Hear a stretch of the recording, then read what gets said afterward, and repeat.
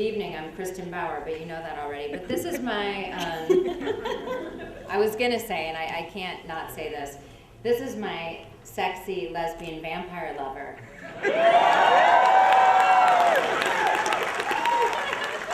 Hi.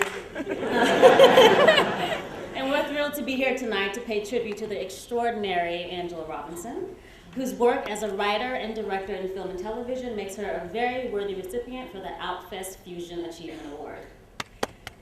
Yeah. So we know what you're thinking. Not another lesbian telling stories about vampires, super spies, race car drivers, and well-endowed gigolos. Like, how many times have we seen that? No, but it's her ability to jump back and forth between media and between very different genres that makes Angela such a unique and fascinating filmmaker. Many directors go to the Sundance Film Festival with, lovely movies, but sort of talky relationship movies, probably entirely set in their parents' living room. But that's just not how Angela rolls. With her short film and feature Debs, she told a lesbian coming-of-age romantic story set in the world of secret agents and diabolical villainesses. And with Debs, Angela showed the world that she could marry realistic, meaningful characters with larger-than-life genres, and it's a skill that has served her well ever since. With the success of Debs, that put Angela behind the wheel of Herbie Fully Loaded, which made her the first out lesbian to direct a movie for a Disney family comedy.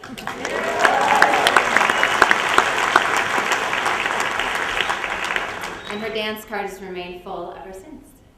And in addition to her work on such prestigious cable series as The L Word and Hung and True Blood, of course, she has brought her singularly entertaining vision to the web with Girl Trash, and even as a writer for DC Comics, making her the patron saint of lesbian nerds everywhere.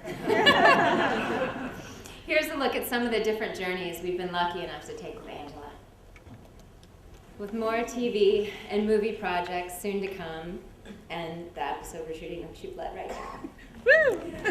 Angela will continue to create characters that we love and send them out to fight the forces of darkness and vampires and werewolves and shapeshifters and fairies and into outer space and anything that her imagination comes up with. Here to receive the Outfest Fusion Achievement Award, please welcome the one and only, our girl, Angela Robinson. Hello. All right, let me get this situated. I broke my ankle, so bear with my gimpness as I do this one-footed. Hello. Yeah, I wish I could say I did something like really cool, but I didn't. I just fell down some stairs. So it's all good.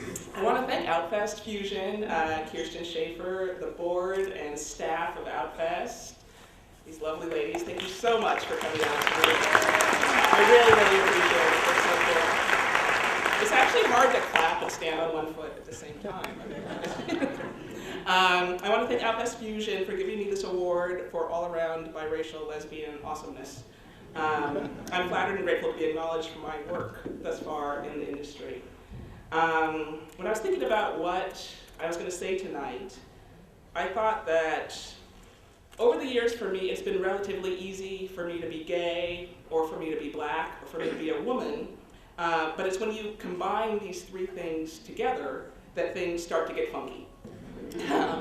You're trying to serve the intersection of multiple identities, which is why we're all here. And it's what makes Outfest Fusion unique.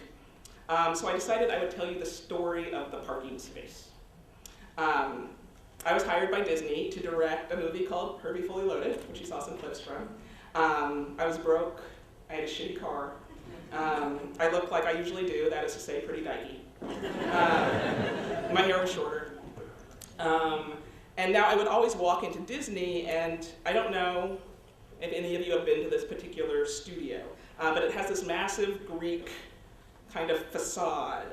And on top of the facade, there are stone-carved the 7 dwarfs on top of it. So it kind of creates this really scary kind of monolith entrance. And it's absolutely silent. It's like a mausoleum. It's very intimidating.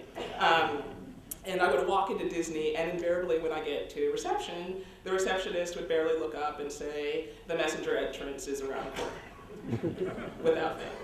And then I had to patiently explain that no, I was not there with a delivery. I was there to direct the movie. And this would happen a lot. So for the purposes of my story, you need to know two things.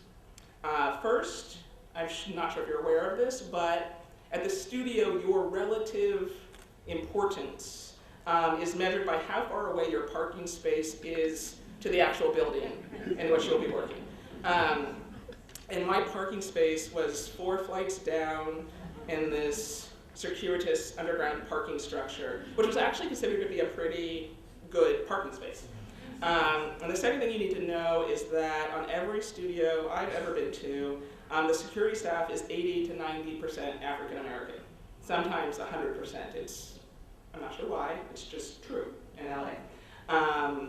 And so at Disney, it took me a while to realize that the African American security staff was rooting for me. They were rooting for me to be there. First, they just were nice and remembered my name and would wave me in. And then they'd give everybody else a really hard time with IDs and like checking under, like with weird things for bombs and stuff. But for me, they'd just be like, go on in, go on.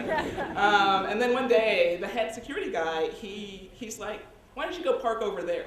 And I was like, no, I'll go down my 4 flights. And he's like, no, go park over there. And he directed me to park right in the like front VIP section.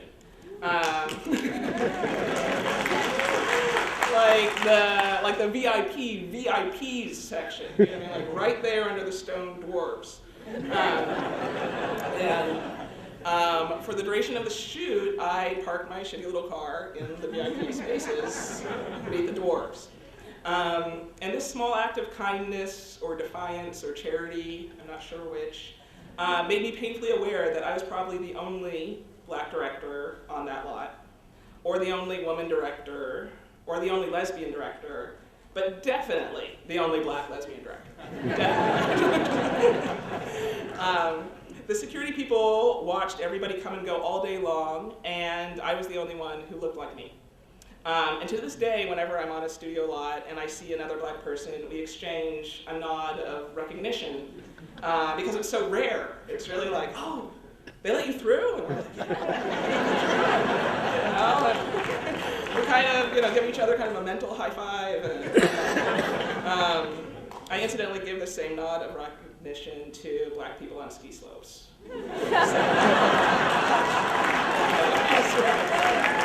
Equally rare.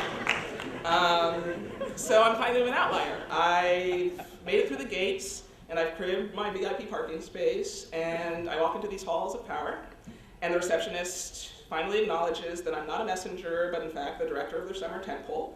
And I think I've made it. Woo! Now what? Well, now comes the task of convincing a bunch of mostly white executives that they've done the right thing by handing you $5, $10, $60, $100 million